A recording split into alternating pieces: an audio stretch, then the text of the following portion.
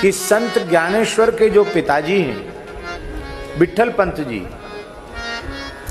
वे ही रामानंदाचार्य जी के 12 शिष्यों में स्वामी भावानंदाचार्य जी के रूप से प्रकट हुए।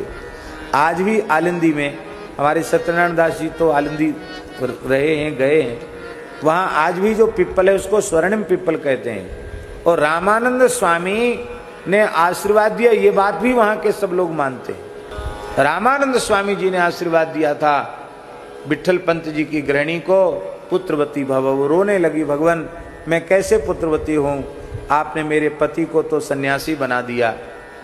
तब उन्होंने अपने शिष्य को कहा कि मेरी वाणी से कभी झूठ कभी निकला नहीं है, पर ये भगवान की इच्छा है। यद्यपि चतुर्थाश्रमी पुनः गृहस्थाश्रम में जाए तो उसको आरूढ़ पतित कहा जाता है, वांतासी कहा जाता है, वो सर्वथा निषिद्ध है, लेकिन मेरी आज्ञा से तुम्हें दोष नहीं लगेगा। मेरी आज्ञा है, सारी सृष्टि का हित होने वाला है, तुम जाओ। स्वेच्छा पूर्वक जो शास्त्र विरुद्ध कर्म किया जाता है उसको अपकर्म कहते हैं।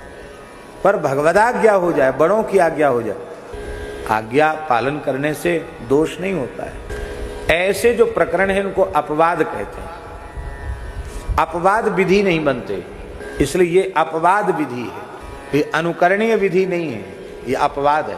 क्योंकि उस प्रकार का हित जगत का होने वाला था और उन्होंने पुनः आचार्य आज्ञा से कुछ काल गृहस्थाश्रम में निवास किया और वे भगवान शिव उनके यहाँ एक अंश से निवृत्तिनाथ के रूप में प्रकट हुए।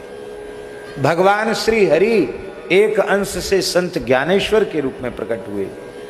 श्री ब्रह्मा जी एक अंश से सोपान देव के रूप में प्रकट हुए और आद्या शक्ति भगवती वो श्री मुक्ताबाई के रूप में प्रकट हुई।